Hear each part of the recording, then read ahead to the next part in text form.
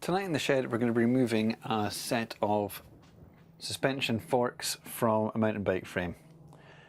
These particular forks are Marzocchi 350Rs, and although they are budget forks, I do feel that a little bit more performance can be eked out of them and they aren't performing as fully as they should.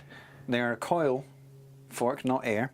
They have an air preload, and yesterday I pulled the coil to have a look at it and discovered that the heat shrink that they place on the coil to deaden any noise of it rattling around inside the leg was brittle and cracked, and parts of it were missing. So little bits of that plastic were floating around inside the spring side of the fork.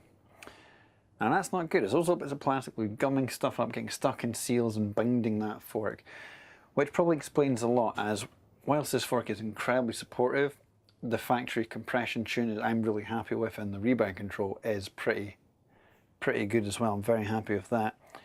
It's not the plushiest off the top. It doesn't want to break away. Once it's past that initial part of its travel, it's really nice, but it's just getting it to break away. It's just a little bit reluctant, shall we say. So finding all of that broken up heat shrink, it's probably explaining quite a lot. To remove the fork from the frame, start off by removing the wheel. Remove any mud guards or other accessories you have attached to the fork, before removing the caliper and the hose bolts. I like to attach the caliper and the hose to the handlebars of my frame with a zip tie to keep them out of the way whilst the fork is out of the frame.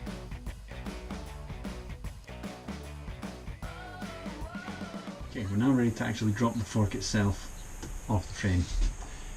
Now, a fork on a modern mountain bike within a headset is held in place with the stem bolts. The bolt in the top cap is purely preloading the bearings at the top and bottom of the headset and compressing them to the correct amount of pressure before everything is fixed solid with these two bolts here. So it's these bolts at the back of the stem that are actually holding the fork to the frame and the cockpit to the fork. So I'm going to start off by taking out the top cap, because that will stop it coming out even though it's not holding it in. I'll then loosen the stem bolts and be able to lift the whole cockpit off. Once that's off, I'll cable tie that to the frame to get it out of the way and be able to drop the fork out of the frame.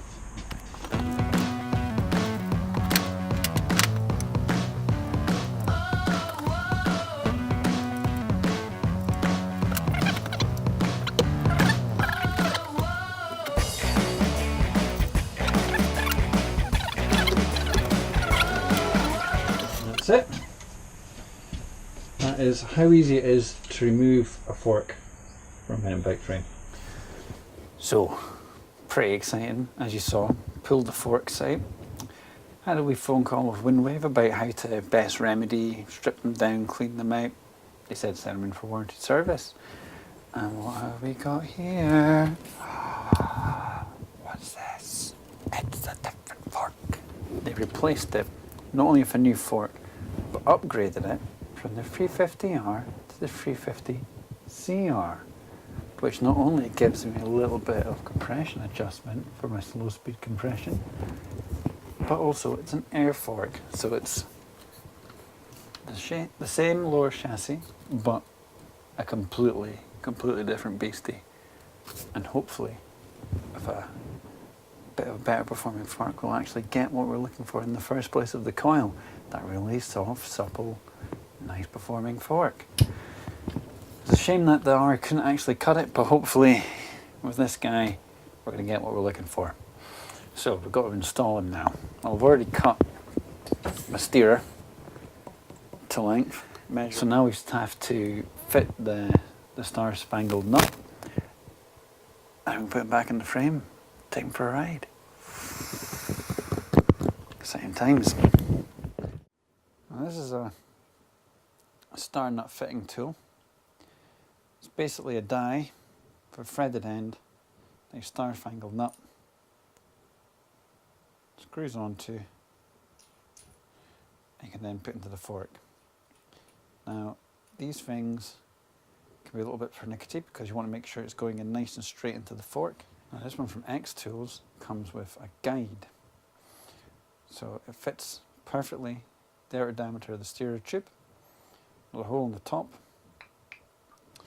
so We attach the star nut